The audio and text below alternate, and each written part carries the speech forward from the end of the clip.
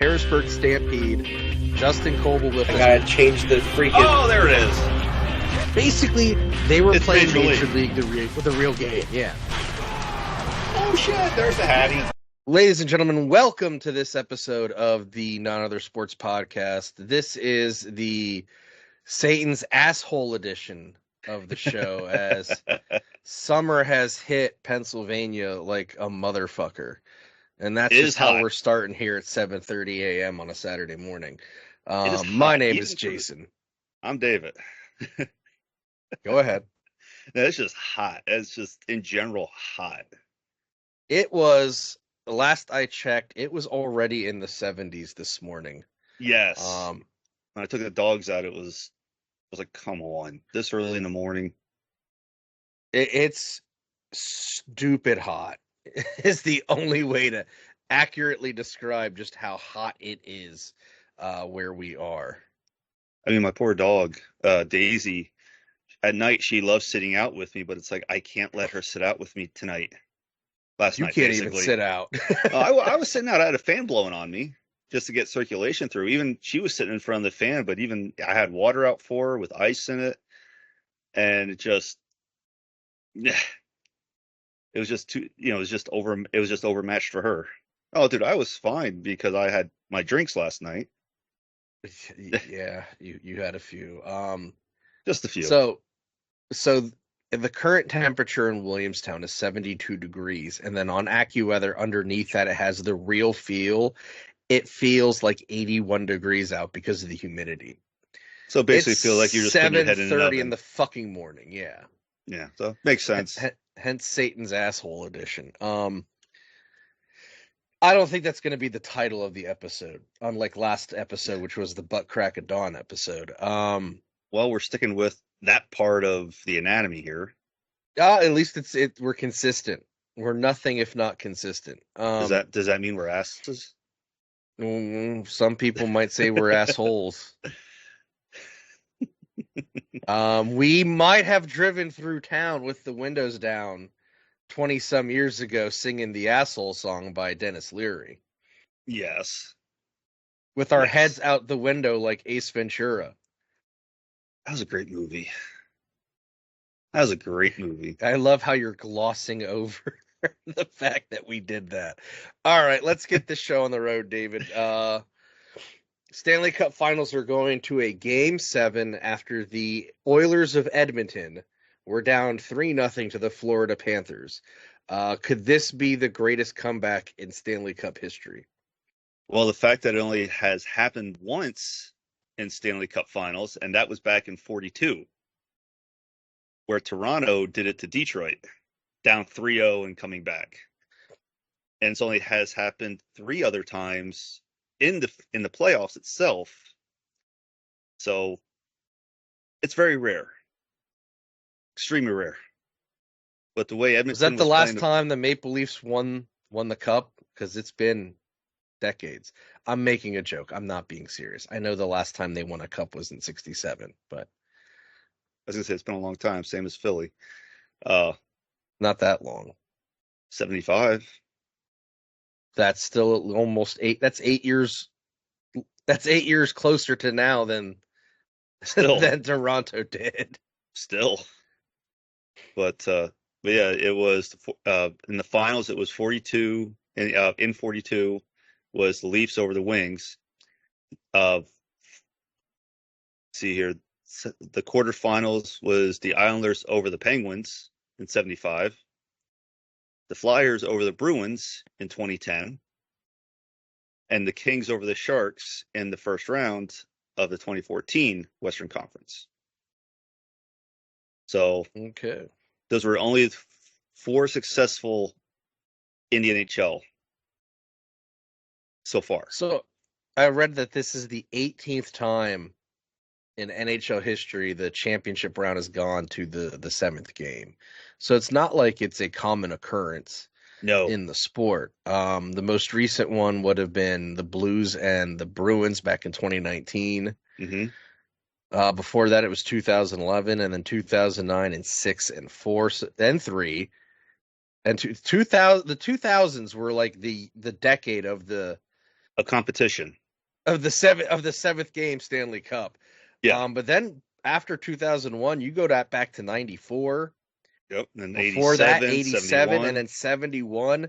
It kind of, 65, 64, 55. I mean, the 50s seem to, have had three, I then mean, so 45 and 42. I really feel like this almost is indicative of the competitiveness of the league in the last 20 years, that we see it more frequently we've seen it more frequently in our since we were in our late teens Yeah. I mean, compared to beforehand. it just seems like everything, well, not seems like, but is, everything's a lot faster. Sports a lot faster. A lot of the players are more skilled. It's more of a I mean, finesse game now. yes, more than what's the word I'm looking for? A grind game. A grinder, yeah. You know, so you I have more of that I mean, that's finesse. an issue I'm always going to have with the NHL, is that they've taken out the physical aspect of the game to some regard. And for me, it's not always it's not a lot of fun to watch, because I like the sport. I enjoy hockey, but at the same time, I want to see big hits. I want to see a physical game. Like, it's the same reason the NBA's kind of taken me out as a fan. Like, I grew up watching, with my granddad and my dad, Magic and Bird and Jordan and Barkley and these guys who, they were extremely talented basketball players, but they weren't afraid to get physical in the paint when they needed to. When you You're, take the physicality out of a sport, it loses some of its appeal for me. I agree 100%, but you're never going to see players like with Jordan and Bird and that. You're never going to see that type of push without some type of, like, look at today's game. Let's say basketball. Somebody gets pinched and they're out for the game. Where back in the Oh day, yeah, guys sit out the stupidest injuries now. and then back in the day, you had Jordan and Bird who play with the flu or get hit all the time and just push through you. Not even just I mean, bump you, just push through you, like throw you down. no, we're talking about. I mean, our main topic here is hockey. I mean, how many Yeah, guys played hurt because there's an wasn't honor, Boston. there's a code of honor in hockey where guys, they grind out some injuries that they probably should sit out just to keep playing and help the team. Well, here's one for you. Gregory Campbell, uh, back in 13, blocked a shot, broke his leg. Or I forget what part of his leg. I'm not sure if it was ankle or what part of it. But he stayed out and blocked a few more shots. He didn't just come off.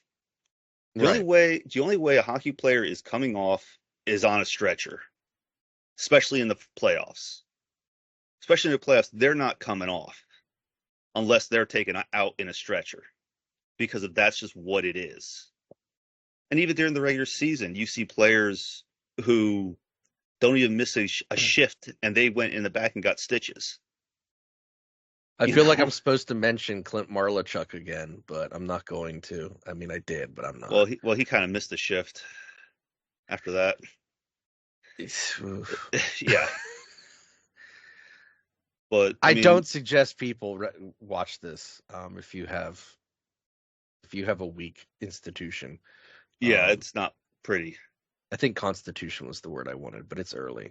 Either way, we're still waking up here. But no, it just are you seems drinking like coffee? I got water. I got tea right now. Coffee. I forgot to make coffee this morning. I'll have that afterwards, I guess. There you go.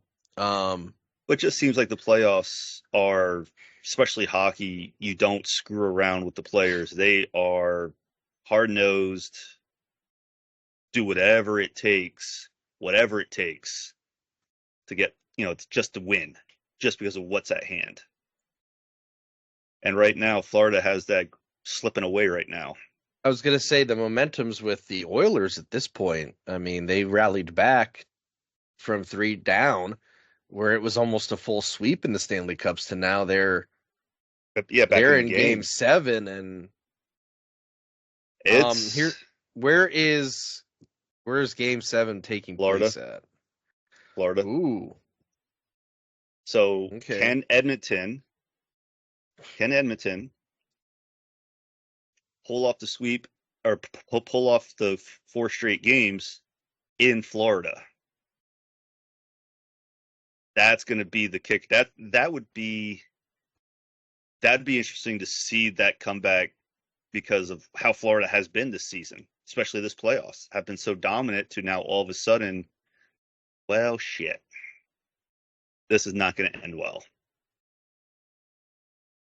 That is going to be an interesting game. That's Monday night at 8 o'clock on ABC, and that is 8 o'clock Eastern time, which would be 7 o'clock Central, 4 o'clock or 6 o'clock Mountain, 5 o'clock West Coast time, Pacific. Not that we have a lot of West Coast listeners, but well, game 1 of the Panthers won that 3-0, and then 4-1, and then 4-3. Now, here's the fun part with Edmonton. Game 4 was 8-1. Game 5 was 5-3. Game 6 was 5-1.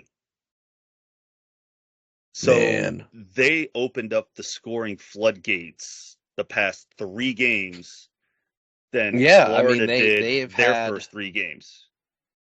Because think about it, Florida only scored 11 goals in the first 3 games, and Edmonton scored 4. Right. And then now it's just swapped to where Edmonton scored 18 goals to Florida's 5 in the last 3. I mean, 18 in 5 games. 18 in 3 games. 18. Even though the play momentum right now is on the side of the Oilers, you can't discredit the home ice advantage. And really, I mean, the home field advantage does play a role in team success in any sport in the playoffs. But with the Panthers, like you had said, being as dominant as they were, especially at home, could that counteract the momentum that the Oilers have going into this game? It's going to be interesting to see what happens, because right now, let's see here, Florida at home during the season was 26-13-2. Edmonton is 21-18-2 away. So Florida's supposedly dominant at home. What was Florida's record at home? Regular season 26-13-2. Jason's doing math. I am actually. That's what I said. Let's see here. That's a 31% win so they lost 31% of their games at home.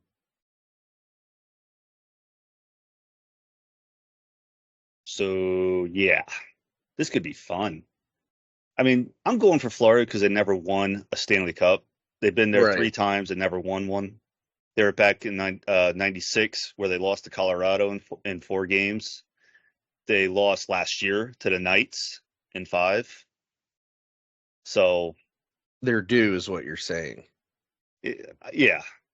I mean, Edmonton's been there 5, they've won it 5 times. Their last time there was it 06? Yes, 05-06, and they lost it to Carolina. Funny enough, Game 7.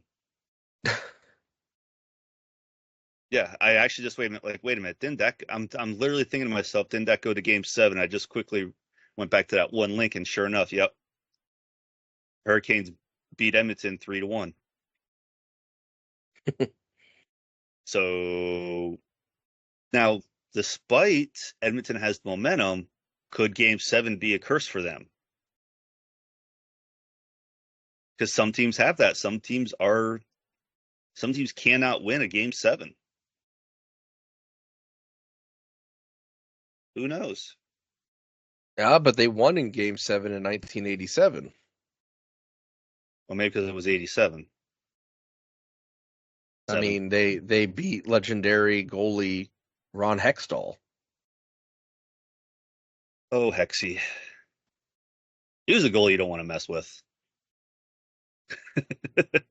I'll never forget that freaking kid who wasn't even alive when Hextall played. Oh, at the Bears game that At the time. Bears Yes. game when they asked him who his favorite Bear was and he said Ron Hextall and the crowd booed him. That was tremendous. I mean, the kid's not lying. He was a Bear, but the kid wasn't even old enough, I think, when Hextall even joined the NHL No. or even retired from the NHL. That's actually what I'm getting ready to look up right now. Ron Hextall's career and length of play. I mean, that was what 2002, and Hextall retired in '99. The kid might have been alive.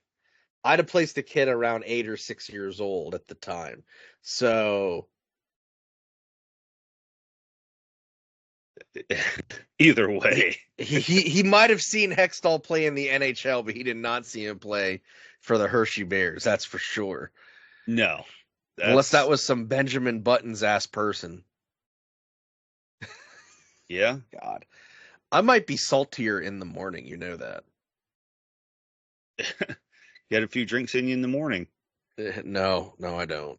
I mean, Hextall did play 3 stints with the Bears. His last stint was 89-90. 1 game.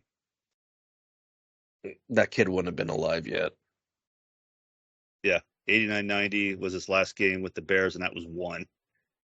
Because that's when he was bound. He was doing 89-90 between the Flyers and the Bears. Then after that, all NHL. I'm eager to see how this series is going to play out. Because I did not expect Edmonton. Once Florida went up 3-0, I thought game 5 or 6 it'd be done. We'd be seeing, a cup raised by now. But the fact that it's going to 7, that's, hey, at least it's a series now. At least it's not just a blowout. Well, the last sweep in the NHL Finals was 98. 98. Hmm. And that was Detroit and Washington. Yeah, 98. Because I looked it up the other day because I was curious and I was like, oh damn, there's not been a sweep since then. Damn, wow. But yeah, everything's at least been one. A losing team has at least won 1. But hey, we got a game 7. Yeah. And who doesn't love a game 7, especially in the finals? I mean, who doesn't love a game 7 in any sport that has a tournament final playoff setup? Because right now, I'm trying to see here. Oh, come on, computer. I know it's early. Wake up. I'm trying to see who was at home those game 7s. Like who won the game 7 at home out of that list? Right.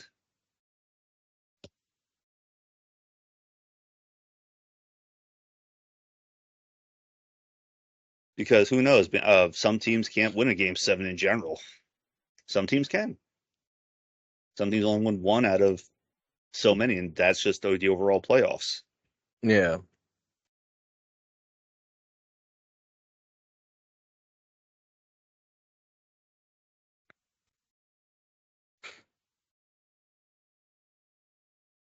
And of course, it's not going to say who started the series or not, unless I click on that year.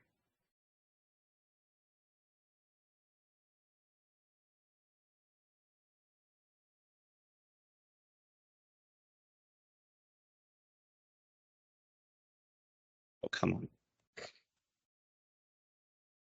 All right. Okay, hold on here.